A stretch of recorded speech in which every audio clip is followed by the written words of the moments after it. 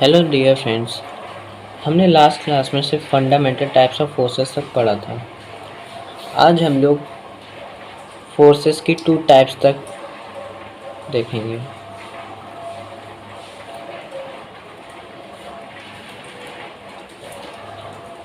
एक होता है contact force and second is non contact force.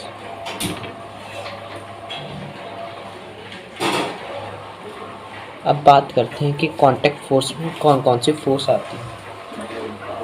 First, friction force. Friction force तभी generate होती है जब बॉडी किसी सरफेस के कांटेक्ट में होती है। मान लीजिए बॉडी है, तो ये सरफेस है और ये सरफेस रफ है,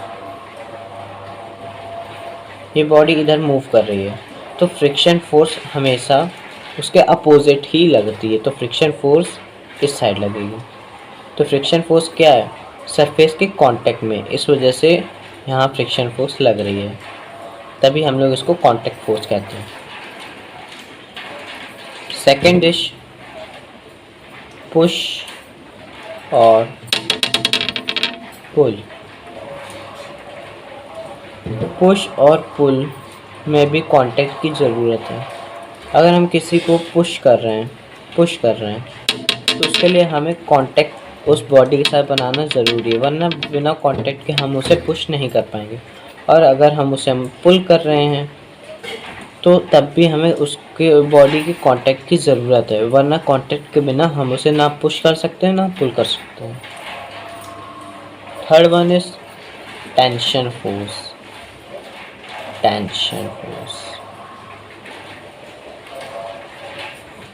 फोर्स स्ट्रिंग में जनरेटेड फोर्स होती है। मान लीजिए ये स्ट्रिंग कनेक्टेड है वॉल से और यहाँ पे आप 10 न्यूटन का फोर्स लगा रहे हैं, तो यहाँ पे एक फोर्स जनरेट होती है, उसे हम लोग कहते हैं टेंशन फोर्स। तो टेंशन फोर्स भी तभी जनरेट हुई है जब तक आपने उसको कांटेक्ट में नहीं लाए अपने। जब टेंशन फोर्स तभी वर्क करेगी जब आप अपने कांटेक्ट में लाके उसे फोर्स दे रहे हैं। बिना, अगर आप मान लीजिए आप उसको फोर्स दे ही नहीं रहे तो उसमें टेंशन जनरेट होएगी नहीं, इसीलिए कहते हैं ये कांटेक्ट फोर्स है। Fourth one is spring force. Spring force भी कांटेक्ट फोर्स से ही जनरेट होती है।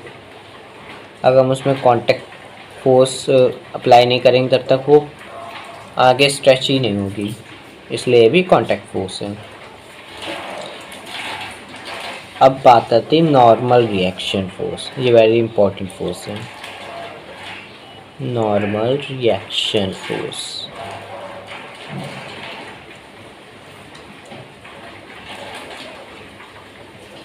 अब इसके लिए हम लोग एग्जांपल से समझते हैं कि क्या है नॉर्मल रिएक्शन फोर्स। मान लीजिए एक बॉडी है, ये सरफेस है ग्राउंड,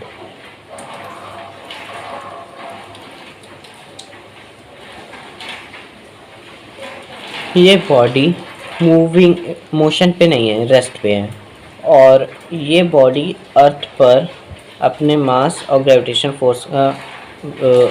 फोर्स लगा रही। मान लीजिए इसका मास है m, तो ये अर्थ पर mg का फोर्स लगाएगी। वेट क्या होता है हमारा? mg होता है, तो यहीं पे इसको हम लोग कह सकते हैं वेट लगाएगी अर्थ पर। तो यहाँ पर अर्थ पर ये mg न्यूटन का फोर्स लगा रही है, तो अर्थ क्या करेगा? उसको भी mg न्यूटन का ही फोर्स लगाएगा। इसको हम लोग कहते हैं नॉर्मल फोर्स। ये हमारा न्यूटन थर्ड लॉ भी है, क्योंकि ये इक्वल एंड अपोजिट रिएक्शन भी है। ये इस बॉडी पर फोर्स लगा रही, इसको हम लोग कहेंगे एक्शन फोर्स, और ये बॉडी इस बॉडी पर रिएक्शन फोर्स लगा रही है।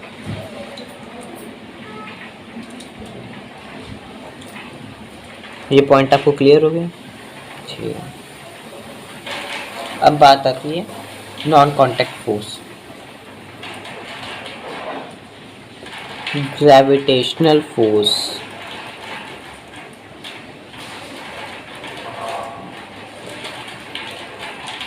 अब भाई ग्रेविटेशनल फोर्स क्या है?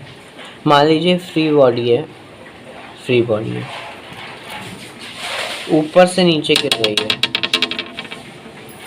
ऊपर से नीचे गिर रही है, ये किसी के भी कांटेक्ट में नहीं है, तो उस पर फोर्स लग रहा होगा नीचे की तरफ mg। इसके कांटेक्ट पे कोई फोर्स नहीं है, तो नीचे गिरी, बस एक फोर्स लग रहा है, ग्रेविटेशनल फोर्स, और ये नॉन कॉन्टैक्ट फोर्स हो गया। अगर कोई बॉडी नीचे गिर रही होती है, उसके मास के अलॉन्ग उसका फोर्स लगता है, तो ये नीचे गिरेगी, तो इसका ग्रेविटेशनल फोर्स लगेगा, जिसका भी नॉन कॉन्टैक्ट फोर्स है।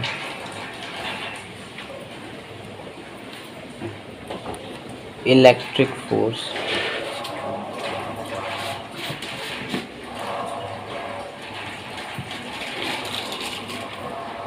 And third is magnetic force.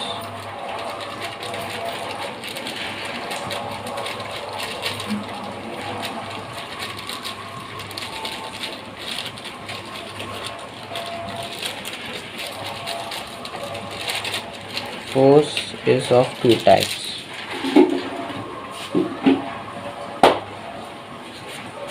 Conservative,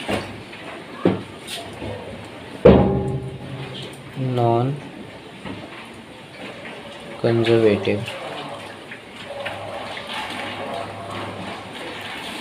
इसको समझा नहीं।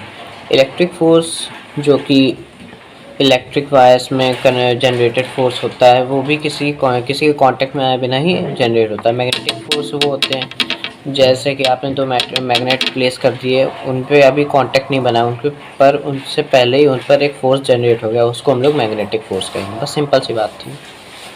अब जान लेते हैं कंजर्वेटिव नॉन कंजर्वेटिव में, कंजर्वेटिव नॉन कंजर्वेटिव में क्या डिफरेंस होता है। यहाँ पे लेते हैं कंजर्वेटिव नॉन कंजर्वेटिव।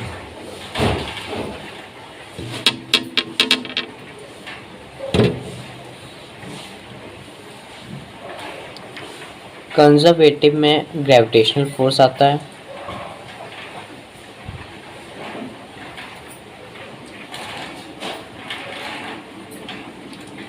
और इलेक्ट्रोस्टैटिक फोर्स।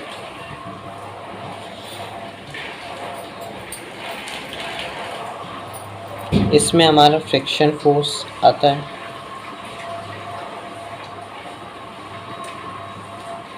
और इसमें हमारा एयर रेजिस्टेंस फोर्स।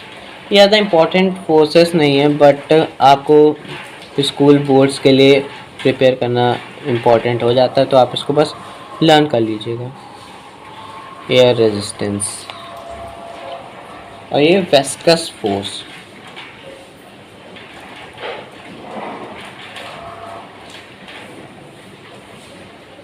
ये वैसे इतनी इम्पोर्टेंट नहीं है, लेकिन आप इन्हें लर्न कर लेना, इम्पोर्टेंट पर इतनी नहीं है। अब मैं और फोर्स के बारे में बात नहीं करूँगा।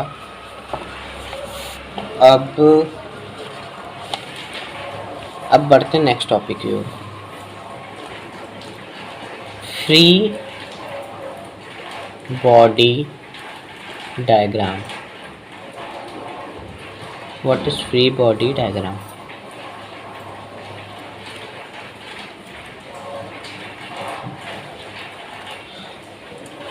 Steps to, इसको हम लोग शॉर्ट फॉर्म में FBD भी कह सकते हैं, इसको हम लोग नॉर्मली FBD ही कहते हैं। Steps to draw free body diagram.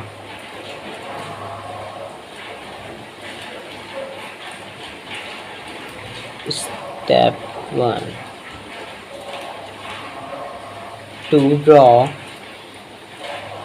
the free body diagram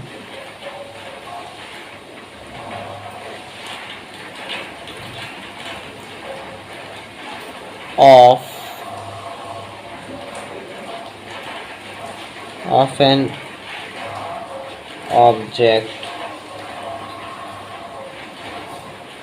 Firstly, draw the body separately. पहले इसको समझ लेते हैं स्टेप 1 में लिखा क्या है। मान लीजिए हमें ये एक बॉक्स गिवन है जो कि टेबल के ऊपर रखा हुआ है।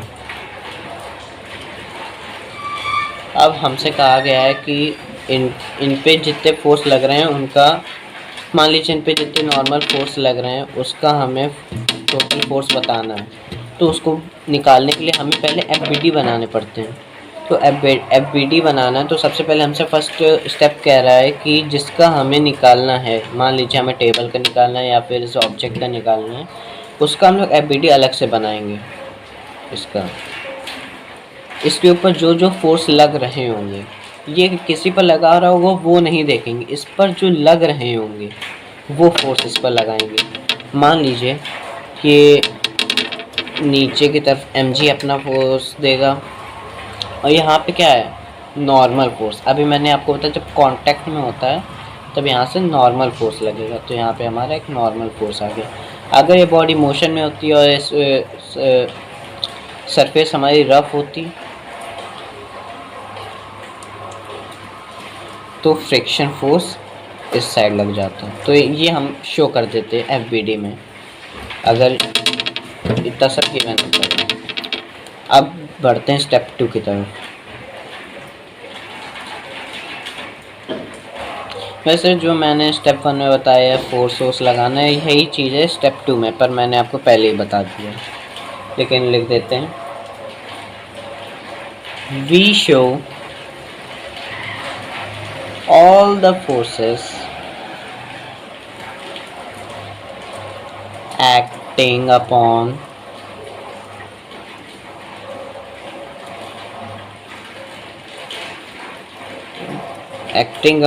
that object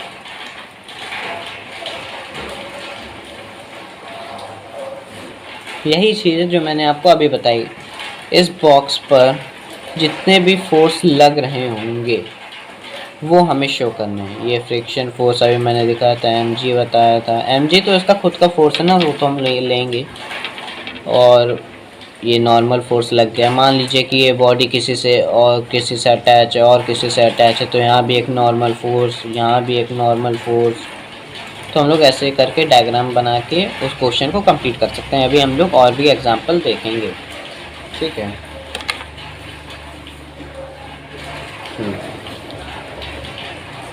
तो वीडियो काफ़ी लंबा हो रहा है, तो आगे का लेक्चर नेक्स्ट टॉपिक पे।